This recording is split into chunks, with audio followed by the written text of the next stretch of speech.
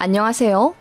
세상에 참 별 사람 다 있고 이혼 이유, 파혼 이유도 제각각이지만 저 같은 경우가 또 있을까 하여 글을 한번 남겨봅니다. 혹시나 저처럼 피해볼 여성들이 있을지도 모른다는 생각에 힌트도 드리고 싶고요.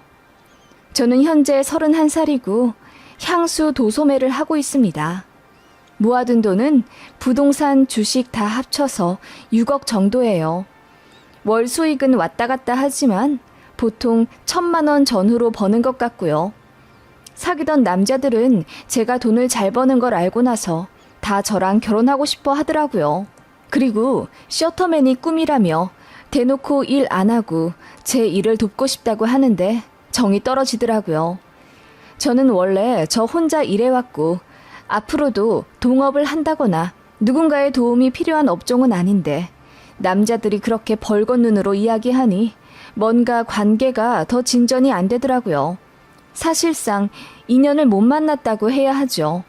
제가 스킬이 없어서 그럴 수도 있는데 아무튼 제 평생 반년 이상 사귄 남자가 한 명도 없었어요. 그러다가 우연히 거래처 사람으로부터 한 남자를 소개받게 되었어요. 그 집안도 집안 대대로 음식점 하는 자영업자이고 성격이 호탕해 같이 있으면 내내 웃음이 끊이질 않을 거라며 저랑 잘 맞을 것 같으니 꼭 만나보라고 하더군요. 솔직히 별 기대 않고 나간 소개팅 자리였는데 생각보다 사람이 너무 괜찮고 재미있어서 몇 번 만나다 보니 사귀게 되었어요. 너무 잘 맞더라고요. 그리고 그 남자도 집에 돈이 많아 그런지 뭔가 지갑 여는 것도 여유로웠어요. 비싼 레스토랑도 서슴없이 가고 백화점 지나가다 예쁜 가방이 있으면 그게 몇백만 원짜리일지라도 고민 않고 척척 사주려 하더군요. 저라서 아낌없이 다 해주고 싶다더군요. 그 남자도 연애를 많이 해본 건 아닌데다 저를 많이 좋아했어요. 저 역시 그런 남자를 만나보진 못했기 때문에 너무 행복했고요. 서로가 인연이라고 생각했네요. 금전적인 면에서도 서로 크게 꿀리는 것 없고 성격도 잘 맞아서 정말 소개시켜준 사람 말대로 같이 있으면 즐겁고 웃음이 끊이지가 않았어요. 남자 쪽이 나이가 있다 보니 저랑 사귄 지 3달도 안 돼요. 결혼하자고 조르더군요. 나이도 나이지만 저를 놓치면 평생 후회할 것 같다면서 그쪽 집안에서도 저를 꼭 잡으라고 난리였대요. 남친도 저희 부모님이랑 식사하고 싶다고 자리 만들어달라고 먼저 요청해서 제가 저희 부모님 댁 초대해서 같이 밥 먹었어요. 보통 대대로 자영업한 집안 특유의 싹싹함과 능청스러움이 있잖아요. 부끄러움이 많으신 저희 부모님은 호탕한 제 남친을 보고 마치 개그맨 보듯이 좋아하시며 엄청 웃으셨어요. 그리고 저를 많이 좋아해주는 마음과 앞으로의 비전, 책임감 등을 적극 어필하더라고요. 그래서 저희 집에서 먼저 결혼을 허락받았고요. 저도 얼떨결에 남친 집에 가서 식사를 하게 되었는데 남친 어머님도 굉장히 저를 마음에 들어 하시더라고요. 저도 수줍음이 많긴 했지만 은근히 싹싹한 성격인데다 어르신들이 저를 참한 인상이라고 해주세요. 제 입으로 이런 말 하면 자랑 같아 재수없게 들리실진 몰라도 거래처를 가도 은행 업무를 봐도 저를 보시는 어르신들이 그렇게 저를 며느리 삼고 싶어 하십니다. 제가 말투도 조근조근하고 착해 보이나 봐요. 아무튼 그런 제 모습에 남친 엄마가 너무 좋아하시면서 그날 바로 결혼하라고 대놓고 푸시하시더라고요. 현경아, 난 네가 꼭 우리 집 며느리가 되었으면 좋겠다. 우리 집 시집 오기만 하면 내가 집 해줄게. 응? 잠실에 23억짜리 아파트 하나 있거든? 지금 전세 주고 있는데 너희 결혼하면 내가 니들 물려줄게. 네 사무실도 송파라면서 그럼 위치도 딱이네. 결혼하면 신혼집을 저희 부부 명의로 해주겠다 하시더라고요. 솔직히 요즘같이 집값 비싼 시기에 예비 시모가 대뜸 집을 해주시겠다 하니 마음 한켠으론 부담스러우면서도 감사하더라고요. 마다할 이유가 없을 것 같아 거절은 못하고 그냥 웃음으로 대답을 했네요. 양가에서 결혼 허락도 받았겠다. 남친이랑도 사이가 좋고 무엇보다 남자 쪽에서 결혼을 적극적으로 추진하니 자연스럽게 결혼 준비를 하게 되더라고요. 그리고 결혼 6개월 차에 저는 정식 프로포즈를 받았습니다. 남친이 1박에 100만 원 넘는 호텔을 빌려 다이아몬드 반지와 함께 저에게 프로포즈를 했어요.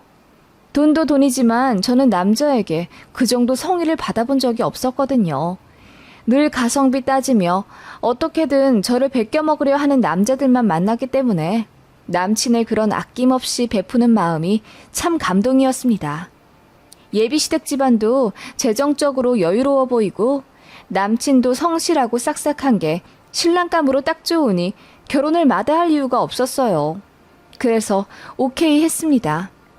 남자 쪽에서 저더러 몸만 오라고 하더군요. 신혼집, 가전가구, 결혼비용, 신혼여행 모두 신랑 쪽에서 부담할 테니 저더러 돈 한 푼 쓸 생각 말라고 하더라고요. 저는 그게 좀 부담스럽더라고요. 저희 부모님 역시 마음만 받겠다고 하며 가전가구, 결혼비용은 어느 정도 여자 쪽에서도 내고 싶다고 했어요. 그래서 저희 부모님이 결혼에 쓰라고 2억 해주신다고 했는데 예비신랑이 화까지 내면서 거절하더라고요. 우리 엄마 아빠가 다 해주신다는데 왜 굳이 돈을 내려고 해? 진짜 이해가 안 간다. 그냥 받기만 하면 되는 거야. 너는 그럴 만한 가치가 있어. 가치라니. 그래도 결혼이니까 서로 힘을 합쳐야지. 일방적으로 받기만 하는 결혼은 나중에 탈이 난다고 했어. 우리 엄마가. 탈이라니? 우리 엄마 아빠가 그러면 너한테 시집살이라도 시킬 거라는 뜻이야? 그런 게 아니라 우리도 해갈 수 있는 능력이 있는데 왜 굳이 오빠네가 그걸 다 부담하냐 이 말이지. 저희는 이 문제로 싸움까지 몇 번 했네요. 예비신랑은 곧 죽어도 저한테서 한 푼도 받지 않겠다고 고집이었고 저는 어느 정도 돈을 내고 싶다는 입장이었어요. 주변에서 저더러 배부른 투정한다고 하더군요. 남들은 신혼집 때문에 대출 받느라 힘들고 또 서로 어떻게든 돈 덜 내고 싶어서 난리인데 너희 커플은 참 희한하다. 오빠가 해준다고 할 때 그냥 받아. 뭐하러 돈 더 내려고 그래? 예비시댁도 잘 산다면서. 제 친구들은 거의 그런 입장이었고 몇 명만 제 뜻을 이해해 주었어요. 야, 결혼은 서로 같이 뜻이 맞아 평생 같이 하자는 건데 무슨 팔려가는 것도 아니고 어떻게 남자가 돈을 다 부담한다는 거야? 너도 돈이 없는 것도 아니고 어떻게 보면 네 또래 중에서도 상위 탑인데 할 건 해야 나중에 할 말이 생기더라. 저 역시 그런 입장이라 가전 가구라도 여자 쪽에서 하고 싶더라고요. 그런데 어머님이 저한테 따로 전화까지 걸어서는 현경아, 우리가 다 해준다는데 뭐가 불만이니? 성의를 받아주는 것도 예의란다. 우리가 해주고 싶어서 그래. 우리 마음 좀 알아주렴. 라고 부탁을 하시더군요. 그래서 결국 남자 쪽에서 100% 부담하는 결혼을 진행하게 된 거예요. 얼떨떨 하더라고요. 이게 또 마냥 좋다고는 못하겠더라고요. 남들은 이해 못할 수도 있겠지만 저랑 저희 부모님은 그랬습니다. 그렇다고 해서 파혼 이유는 아니었어요. 상대 쪽에서 저를 배려해주는 거라고 애써 생각했네요. 아무튼 그렇게 상견례도 했습니다. 예비시댁 쪽에서 음식점을 한다고 했잖아요. 하는 사업 중에 한식당도 있어서 그쪽 식당 룸에서 상견례 식사했습니다. 예비시모가 새벽부터 나와서 요리 다 하셨대요. 반찬 가짓수가 정말 20개도 넘는 것 같았어요. 전부 메뉴에 있는 것 아니고 예비시모께서 손수 만드신 음식이었습니다. 정말 대접받는 느낌에 저희 친정 부모님도 엄청 큰 감동을 하셨고 그 덕분에 상견례 분위기도 화기애애했어요. 결혼을 하게 되면 보통 금전적인 문제로 갈등이 많이 생기는데 저희는 예비시댁에서 다 해준다고 하니 갈등 요소가 거의 없었죠. 결혼하면 저희 집에 자주 오지도 않을 거라며 안부 전화도 필요 없다는 쿨한 면모도 보이시더군요.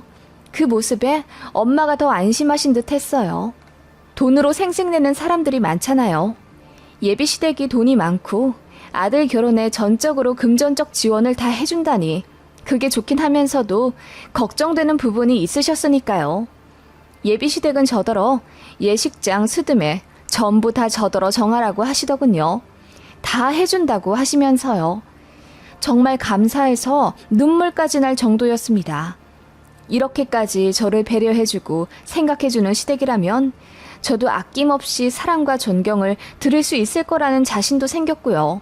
그렇게 결혼 날짜도 잡혔고 예식장도 예약했습니다. 신혼여행은 몰디브 2주 계획해서 미리 돈도 다 넣어놨고요.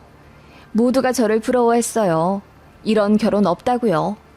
저 역시 행복한 시간을 보내며 결혼 준비를 하고 있었습니다. 저희 신혼집은 어머님이 전세입자와 잘 얘기를 해서 계약 기간보다 조금 일찍 공실이 되었어요. 어머님이 저한테 가전 가구 팜플렛 주시면서 원하는 거 있으면 다 동그라미 쳐놓으라 하시더군요. 계약해서 신혼집에 넣어놓겠다 하시면서요. 그래서 몇 가지 말씀드리고 저도 제 가구를 몇 개 가져가야 한다고 말씀드렸죠. 그러니까 어머님께서 네 방이 하나 있어야 한다는 말이니? 너희 해줄 신혼집이 방이 3개라는 거 알고 있지? 라고 물으시더군요. 그래서 당연히 알고 있다고 하니 어머님이 그런데 안방은 좀 비워둬야 할 거다. 작은 방 2개 중에 하나를 부부방으로 써야 해. 그거 생각하고 방을 정하렴. 라고 하시더라고요. 그 말에 이해해서 제가 안방을 비우라고요? 왜요 어머님? 이라고 물으니 안방 쪽에 수맥이 흐른다면서 거기를 부부방으로 쓰면 사이가 안 좋아진다는 겁니다. 이해가 안 가더라고요. 무슨 갑자기 수맥 타령인지. 제가 선뜻 대답을 시원스레 못하자 예비시모가 아니 얼마나 귀한 며느리야. 그래서 니들 들어오기 전에 내가 용한 선생님 한 분 불러서 집 기운을 다 봤지. 그랬더니 안방 쪽에 습하고 터가 안 좋다길래 살펴봤더니 글쎄 그 밑에 수맥이 흐른다지 뭐니.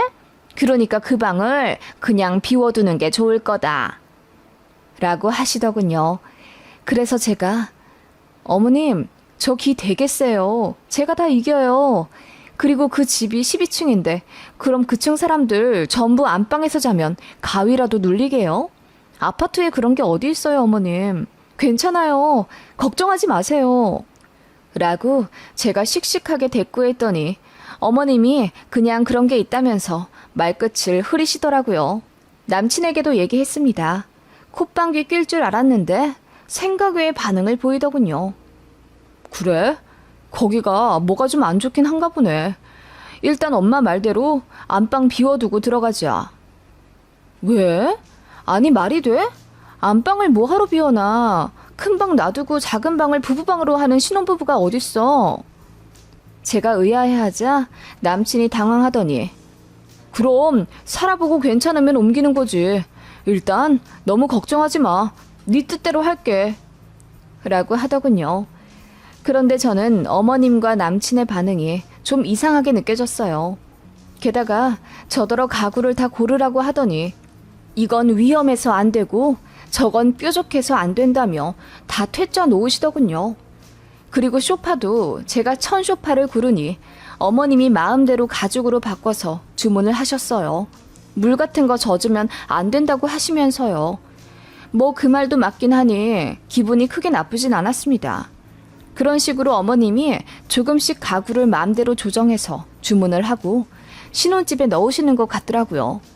제가 중간에 한번 가보고 싶다고 하니 결혼하고 나서 가야 복이 들어오는 거라며 처녀는 신혼집에 미리 들어가는 거 아니라고 하시더군요. 아니, 결혼 전에 다 신혼집 둘러보고 들어가지 않나요? 지금 생각하면 말이 안 되는데 예비 신랑과 예비 시모는 저에게 짠하고 선물하듯이 공개해주고 싶다며 제가 신혼집 구경하는 걸 극구 반대했어요. 그런데 저도 제 책상과 책장을 놓을 자리를 좀 알아야 하니 한 번만 들어가게 해달라고 졸랐습니다. 그런데 남친이 절대 안 된다고 단호하게 말하더라고요. 결혼식이 3개월 후인데 좀 가면 안 되겠냐고 하니 남친이 이러더군요. 그럼 혼인신고하고 가. 그 말에 저는 눈을 동그랗게 뜨며 신혼집 한번 구경하는데 무슨 혼인신고까지 필요하냐고 물으니 자기 엄마랑 약속한 거라고 하더군요. 그 말에 저는 남친에게 크게 실망하고 말았어요.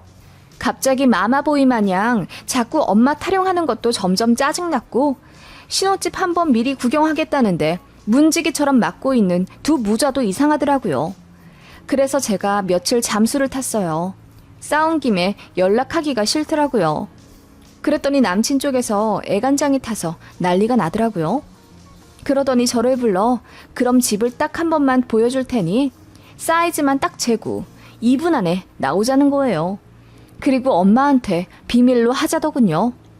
그래서 알겠다고 하고 들어갔죠. 굉장히 좋은 아파트였어요. 이름 대면 다들 아는 잠실 유명한 아파트요. 그렇게 기분 좋게 들어갔는데 어머님 말씀대로 도배 장판 싹 하고 집안 리모델링도 조금 해놓으셨더라고요. 그런데 벽지가 좀 이상했습니다. 저는 새하얀 벽지를 원한다고 말씀드렸는데 짙은색 무늬 벽지였어요. 그래서 집안이 좀 어두컴컴했습니다. 게다가 집이 어째 좀 휑하더라고요. 그래서 가구가 아직 다 안 들어왔냐고 하니 남친이 거의 다 들어온 거라고 대답하더군요. 그때 남친에게 거래처 급한 전화가 왔어요. 그래서 받으라고 했더니 당황하면서 저랑 같이 나가서 받지요. 그냥 지금 받으면 되잖아. 난 집 구경할게. 아니야. 이제 다 받지? 나가자. 나 전화해야 해. 아니, 그러니까 혼자 나가서 받으라고. 왜 자꾸 나한테 나가지? 오빠, 나 짜증날라고 해. 제가 인상을 팍 쓰자 남친이 안절부절 못하더니 그러면 거실에 가만히 앉아있으라고 하더군요. 그래서 앉아 구경하고 있는데 거실 창문에 뭔가 이상한 게 설치되어 있었어요. 창문을 열려면 장치를 조작해야 하는 뭔가 복잡한 게 붙어 있더군요. 게다가 저는 TV장을 꼭 하고 싶다고 했는데 어머님이 맘대로 벽걸이 TV로 바꿔서 주문하신 듯 했어요. 이럴 거면 뭐하러 저한테 물어보셨나 싶어 기분이 좀 그렇더라고요. 이것저것 전부 다 제가 원한 게 아니었어요. 다 모서리도 둥그렇고 뭔가 병원에 있을 것 같은 단순한 가구들이더라고요. 이상하다 싶어 안방으로 들어갔죠. 다른 방은 다 문이 닫혀 있었는데 안방만 굳게 닫혀 있더라고요. 처음 들어왔을 때부터 그 부분만 자꾸 눈길이 갔는데 남친 전화 받으러 나간 김에 한번 열어봤습니다. 그리고 저는 충격받아 소름이 오소소 돋게 되었죠. 텅 비어 있을 줄 알았던 안방에 병원 침대가 덩그렇게 놓여져 있었습니다. 벽지는 무슨 방수 처리된 종이인지 반짝반짝한 재질이었고요. 그리고 안방 화장실 문이 아예 떼어져 개방되어 있더라고요. 샤워실도 뭔가 손잡이 같은 게 벽마다 붙어 있었고요. 그냥 병실을 하나 옮겨 놓은 듯한 공간이라 너무 이상했어요. 제가 경악하며 안방을 둘러보고 있는데 남친이 헐레벌떡 들어와서는 왜 말도 없이 안방을 보고 있냐며 화를 버럭 내더라고요. 내가 거실에 앉아 있으랬잖아. 오빠, 이게 뭐야? 안방에 이게 뭐냐고. 병원 침대는 여기 왜 있어? 오빠, 뭐 알고 있지? 당장 말해. 제가 소리를 지르며 남친을 다그치자 남친이 미치겠다는 듯 머리를 감싸주며 한참을 괴로워하더군요. 그러더니 충격적인 사실을 고백했습니다. 사실 우리 할머니 모시고 살아야 돼. 그건 미리 말 못해서 미안해. 뭐라고? 내가 시할머니를 모시고 살아야 한다는 거야? 그걸 나만 빼고 다 알고 있었다고? 미쳤어?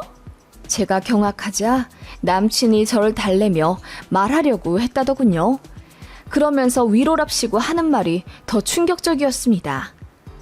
보호자 간병인을 붙일 거야. 그러니까 네가 똥수발 들 일은 없어.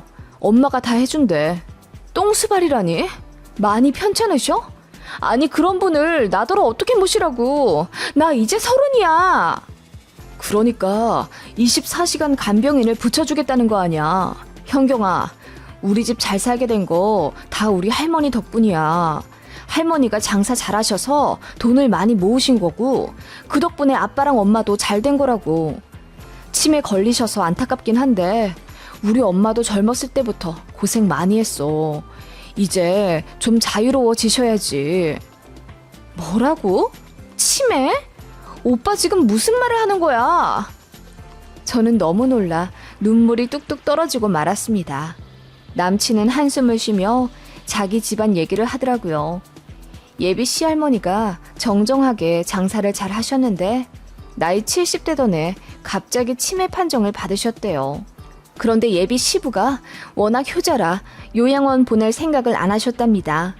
그래서 어머님이 장사하시며 치매 노모도 모시고 살았던 거죠. 너무 스트레스 받았지만 아무튼 부를 축적할 수 있었던 이유도 시할머니니 어떻게 할 수가 없었대요. 이혼하자니 돈이 아쉽기도 했고요. 그래서 능력이 별로 없어도 참한 며느리 하나 골라서 집 해주고 돈 해줄 테니 시할머니 모시라 넘기고 싶었답니다. 그런데 아들이 돈 많은 여자를 결혼하겠다고 데리고 와서 처음엔 반대하셨대요. 돈 많으면 고집 세서 말 안 듣는다고요. 그래도 결혼하겠다고 하니 예비시댁에서 짱구를 굴린 게 결혼 비용이랑 신혼집 다 대주는 조건으로 저를 무력화시키려 했나 봅니다. 제가 방방 뛰며 이건 사기 결혼이다, 고소하겠다 난리를 치며 그 집에서 나왔어요. 그리고 부모님한테 말씀드리니 집도 난리가 났죠. 그러자 예비 시모가 중재하겠다고 저를 만나자고 하더군요. 저도 따질 기세로 만났습니다. 그런데 그 자리에 그 치매 걸리셨다는 남친 할머니를 모시고 왔더라고요. 중증 환자가 아니라 공격성이 없다면서 저한테 직접 보여주고 싶었다면서요. 그냥 가만히 앉아 계시긴 하더라고요. 그런데 나중에 얘기 들은 엄마가 아마 안정제 먹이고 나온 거 아니지 않겠냐 하시는데 그 말도 맞을 것 같습니다. 미안한데 네가 좀 봐주면 안 되겠니? 나도 너무 힘들었다. 나도 죽을 판이야. 그래서 내가 도울 수 있는 거 다 도우려 하잖니. 24시간 상주 도우미 무조건 붙여줄게. 너는 그냥 지켜만 보면 돼. 별거 없어. 라고 빌더군요. 별거 없는데 왜 모른 척하고 저한테 떠넘기려 하셨어요? 그것도 그거지만 어떻게 저를 속이고 결혼시키려 하셨냐고요. 저를 뭘로 보신 거예요? 제가 발끈하며 묻자 예비 시모가 눈물을 닦더니 그래서 우리가 돈 다 해준다고 한 거잖니. 너한테도 이득이잖아. 네가 네 또래보다 돈 많이 버는 건 맞지만 솔직히 잠실에 20억 넘는 아파트를 네가 어느 세월에 살겠니? 원래 결혼이라는 게 그래.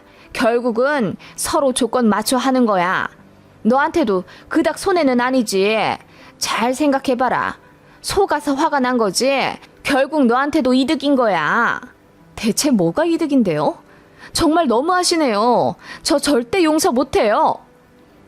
제가 핏대까지 세우며 소리를 치자 예비 시모가 저더러 착한 줄 알았는데 너무하다고 하더군요. 그리고는 본인도 언성을 높여 예, 세상에 공짜가 어딨니? 너도 장사 꽤나 해서 알잖아. 세상 이치가 다 그런 법이다. 너 부자 시댁 만난 거 네 친구들이 부러워한다며? 네 시할머니 남은 날이 얼마 안 남았을 텐데 나라면 영리하게 판단하겠다. 조금만 고생하면 20억 넘는 집이 네 것이 될 텐데 뭘 그리 열을 내니? 게다가 난 네 시어머니 될 사람인데 라고 하시더군요. 미친 거 아니에요? 치매 시할머니 모시고 살 새댁이 세상에 어디 있다고요? 본인도 모시기 싫으니까 며느리한테 떠넘기려고 계략 다 꾸며놓고는 이제 와서 세상에 공짜가 어딨냐고요? 뭐 이런 집안이 다 있어. 저는 주변에 누가 듣던 말던 소리를 질렀고 그 바람에 예비 시모가 얼굴이 새빨개지며 주변을 둘러보더군요. 저는 이딴 집안이랑 조금이나마 엮였다는 게 너무 불쾌하다고 했습니다. 그리고는 파혼한다고 했죠. 솔직히 주변 사람들한테 창피했지만 그건 신경 쓸 게 아니더군요. 그런데 며칠 뒤에 내용 증명이 왔어요. 예식장이랑 신혼여행 위약금 그리고 가전가구 환불 금액을 저더러 갚으라고 하더라고요. 어이가 없어서 바로 변호사 선임해 고소했습니다. 혼인빙자 사기죄로요. 그랬더니 꼬리 내리고 미안하다며 합의해달라고 하더군요. 저는 정신적 피해 보상으로 합의금 2천만 원 불렀고요. 프로포즈 때 받은 다이아 반지랑 연애 때 받은 명품 선물 전부 다 돌려보내고 합의금 받았어요. 그렇게 끝난 파혼입니다. 정말 너무 황당하죠? 눈 가리고 아웅도 아니고 결혼식 올리면 이혼 못할 줄 알았나 보죠. 그리고 선녀와 사기꾼도 아니고 대체 며느리를 뭘로 생각했는지 모르겠네요. 전 남친도 진짜 머저리 같고요. 그런 인간을 평생 믿고 살 생각을 했다니 제 눈을 찌르고 싶을 뿐입니다. 세상에 공짜 없다는 게 맞긴 맞나 봐요. 소고기 사준다는 사람 피하라고 하더니 그 말이 딱이네요. 무조건적인 호의는 의심하고 봐야 하네요. 경기도에서 3대에 걸쳐 음식점 사업하고 있고 결혼하면 잠실에 신혼집 해준다고 하는 K성의 남자를 만나면 꼭 피하세요.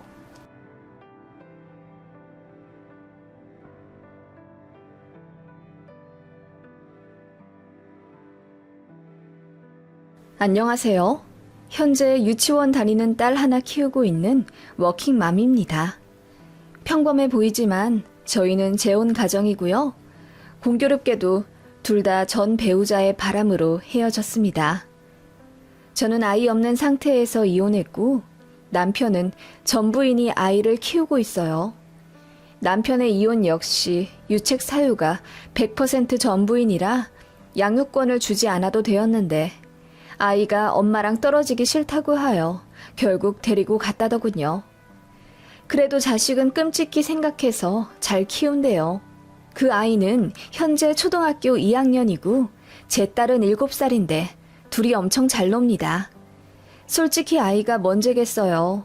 2주에 한 번씩 남편 면접 교섭 있는 날에는 저희 집으로 그 아이를 자주 초대해요.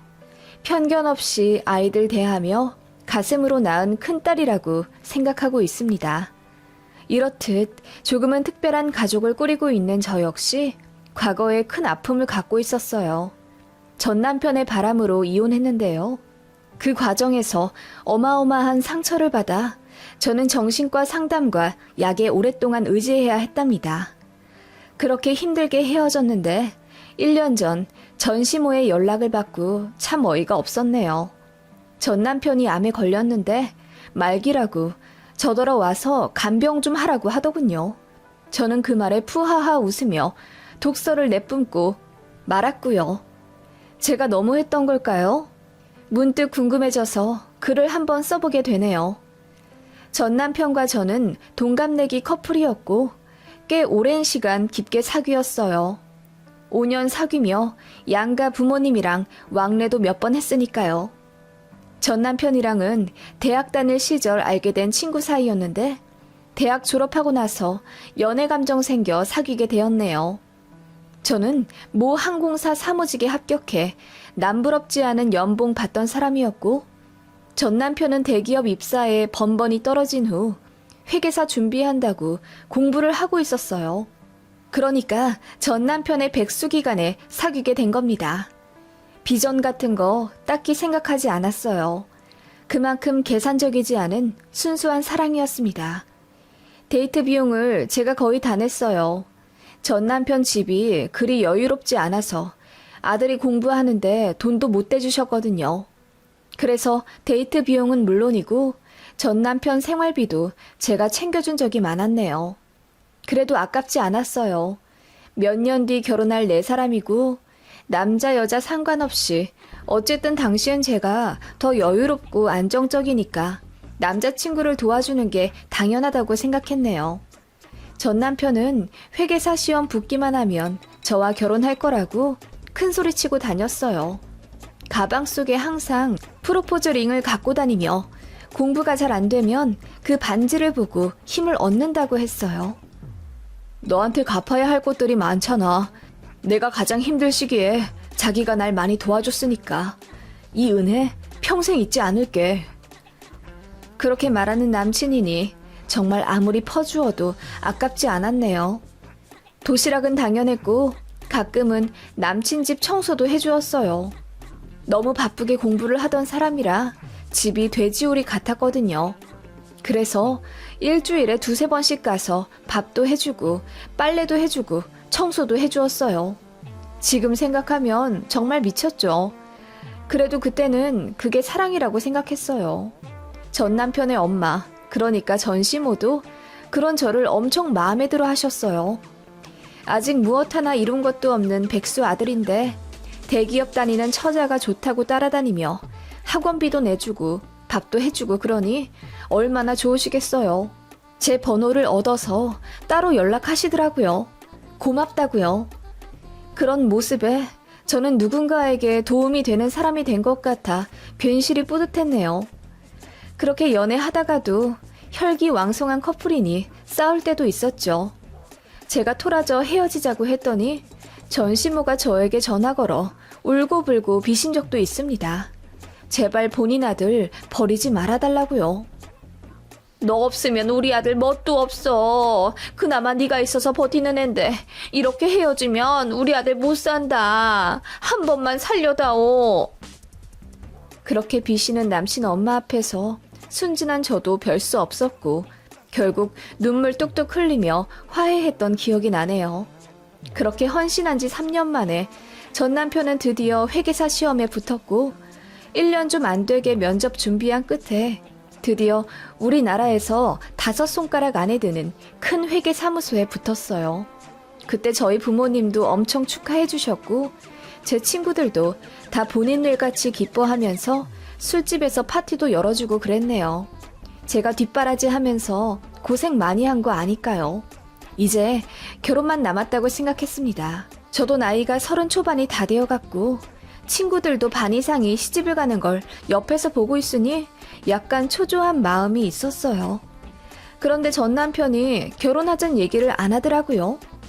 전시모도 매일같이 저에게 전화하며 미주알 고주알 수다 떨더니 자기 아들이 대기업 입사하고 나선 전화도 뜸해지더군요. 저도 여자이고 사람인지라 그런 전 남편에게 너무 서운해서 막 싸대고 울었어요. 전 남편과 저는 같은 대학 출신이라 친구들이 거의 겹쳐 있었거든요. 그래서 친구들이 저보다 나서서 더 뭐라고 해줬네요. 심지어 남자 동기들도 네가 가장 힘들 때 도와준 사람 잊으면 그거 사람 아니다 라고 막 혼내는 여론이 형성되니 그제야 결혼하자고 프로포즈 하더군요. 굉장히 미적미적 시간을 끄는 게 느껴졌지만 아무튼 그렇게 엎드려 절받기 수준의 프로포즈를 받고 결혼한 겁니다. 결혼을 미루려 했던 이유로 모아둔 돈이 없다는 걸 첫 번째로 꼽았는데 사실 그건 문제가 되는 게 아니었어요. 결혼하게 되면 저희 친정에서 도와주신다고 했거든요. 친정 부모님은 퇴직 후 지방에 내려가 살고 계셨고 서울에 아파트 하나, 빌라 하나 갖고 계시는데 그중 하나를 저희 내주신다고 했었어요. 그걸 전 남편도 알고 있었기에 어쩌면 저한테 더 잘했는지도 몰라요. 그래서 사실 집 문제는 걱정할 게 없다는 걸 알면서도 그렇게 핑계를 대는 게 어이없기도 했지만 어찌 생각해보면 그동안 고생 많이 한 뒤 탄탄대로 걷게 되었는데 바로 결혼하는 게 답답할 수도 있겠다고 애써 이해해보려 했네요. 어쨌든 대놓고 변심한 것도 아니었고요. 공주처럼 대접받으며 결혼 진행하길 바란 건 아니었지만 어쨌든 제 생각과는 조금 다르게 결혼을 치렀네요. 시댁은 돈이 별로 없다는 걸 알고 있었기에 제가 모은 돈 5천만 원 탈탈 털어 결혼했고요. 친정엄마 명의 아파트로 들어가 살게 되었습니다. 그 안에 들어가는 가전 가구들은 제가 모은 돈 일부와 전 남편이 마이너스 통장 뚫어 마련했고요. 그래도 둘 다 연봉이 좋은 편인데다 일단 친정에서 집 문제를 해결해주니 남들보다 시작이 매끄러웠습니다. 앞으로 저희한테 행복만 가득할 거라고 생각했어요. 그렇게 아이 둘 낳고 살자고 가족 계획도 세우며 행복한 신혼생활을 즐겼습니다. 딱 3개월이요. 왜냐하면 3개월 후부터 시어머니가 합가하자고 쳐들어 오셨거든요. 아버님이랑 사이가 원래 안 좋아서 혼주석에도 둘이 같이 안내만에 엄청 싸우셨는데 저희 결혼하자마자 이혼하겠다고 하시더라고요. 그런데 아버님이나 어머님이나 둘 다 경제력이 거의 없으셨어요. 그나마 아버님이 간간히 아는 형님 사무실에서 일하시는 걸로 한 달에 150만 원 버셨는데 그걸로 사셨단 말이에요. 그런데 갑자기 이혼하고 우리 집 와서 살겠다고 하니 저는 너무 당황스럽죠. 어머님은 멋쩍은즉 저에게 니들 어차피 애들도 낳아야 할 것 아니니 그럼 봐줄 사람도 없을 텐데 내가 와서 봐줘야지. 내가 들어오는 김에 세아가 넌 빨리 임신해라. 라며 손주 낳으라고 재촉을 하시더라고요. 당시 전 남편도 엄마와의 합가를 반기지 않았기에 2주 정도만 있다가 가시라고 엄청 난리치더라고요. 저도 당장 임신 계획은 없다고 했죠. 그랬더니 어머님이 서운하다며 울고불고 뒤집어지시더라고요. 결국 다시 시댁으로 들어가시긴 했지만 그날 이후로 저희에게 다달이 용돈 50만 원씩 붙여달라 요구하셨습니다. 돈 안 보내주면 다시 저희 신혼집 들어오겠다는 식으로 말씀을 하시더라고요. 저희는 둘 다 맞벌이이고 대출로 돈 나갈 일도 없으니 용돈을 보내드려도 큰 부담이 없는 건 사실이었지만 그런 식으로 다짜고짜 다달이 돈 달라 하시니 황당하긴 했어요. 그리고 결혼 전에는 저를 그렇게 아껴주시던 시모였는데 결혼하고 나니 사람이 완전 변하더라고요. 사실 니들 결혼시키기 전에 우리 아들한테 선이 그렇게나 많이 들어왔어. 의사 집안 외동딸, 어디 은행 지점장 딸, 교수하려고 서울대 박사과정 밟는 여자. 그런데 다 쳐냈다. 우리 아들 오래 사귄 여자 있다고. 그렇게 말씀하시며 씁쓸한 표정을 지으시는 거예요. 그래서 저는 너무 황당했지만 그래도 할 말은 해야 한다고 생각해서 어머님, 저도 어디 가서 빠지지 않아요. 저도 대기업 다니잖아요. 그리고 어르신들이 저보면 키도 크고 얼굴도 예쁘다고 미스코리아 같다고 하시는데요. 실제로 알바로 쇼핑몰 모델도 조금 했었고요.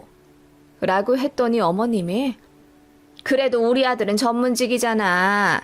객관적으로 스펙을 따지면 우리 아들이 조금 더 낫지 뭘. 그래도 의리 때문에 결혼한 거야. 너도 너무 그렇게 생각하지 말고 우리 아들한테 잘해라. 라고 하시더군요. 그리고 툭하면 예물예당 제대로 안 했다면서 핀잔을 주는 거예요. 저희 친정에서 집도 마련해주고 남편이랑 시댁에서 돈 한 푼 안 갖고 와서 제가 5천만 원 갖고 온 걸로 결혼식 올리고 신혼여행 다녀오고 남는 걸로 가정가구 사는데 보탠 거 다 알면서요. 돈 들어갈 때가 많아서 양가 허례허식은 생략하자고 했거든요.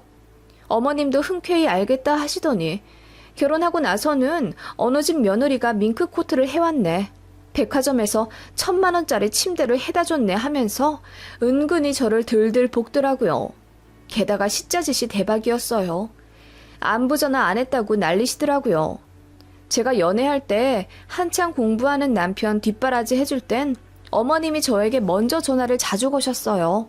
덥거나 추운 날 건강 조심하라 안부를 먼저 물어봐 주시기도 하셔서 저도 어머님께 편하게 전화를 거는 편이었고요. 그런데 결혼하고 나니 어머님이 저에게 먼저 전화를 안 거시더라고요. 저는 일주일에 한 번 정도 걸었고요. 그런데 그게 적다면서 적어도 2, 3일에 한 번은 제 목소리를 들어야 한대요. 그게 며느리 도리라나? 그것도 그렇고 갑자기 합가하자 들이닥치질 않나. 겨우 달래서 보내드렸더니 한 달에 용돈 50만 원 넘게 요구하시질 않나. 이래저래 시어머니 때문에도 많이 힘들었습니다. 남편도 처음에는 본인이 중간에서 중재하는가 싶더니 어머님의 합가 사건 이후로는 뭔가 다 귀찮아하는 느낌이었어요. 제가 어머님의 안부 전화 요구로 스트레스 받아 하는 거 알면서 그냥 받지 마. 너도 하지 말고. 라고 심드렁하게 대답하더군요. 그래서 정말 안 하고 안 받았더니 어머님이 남편한테 전화를 걸어 며느리가 변했다고 난리를 치셨대요. 그러자 남편이 저에게 아니 그래도 그렇게 어떡해. 정말 전화도 안 하고 전화도 안 받아? 네가 그러고도 며느리야?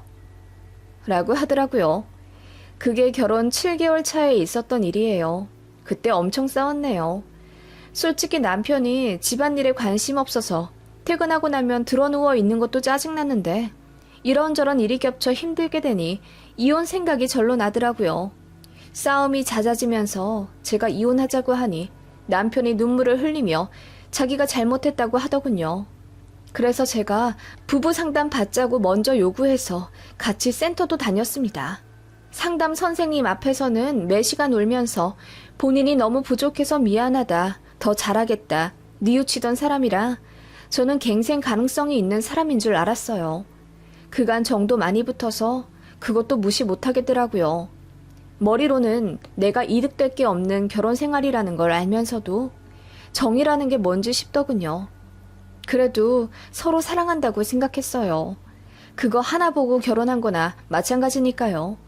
그런데 상상도 못할 일이 벌어지게 됩니다. 남편이 바람이 났어요. 그것도 남편 직장 동기의 양심 고백으로 알게 된 거예요. 저랑 결혼하기 전부터 소개팅을 했다고 하더군요.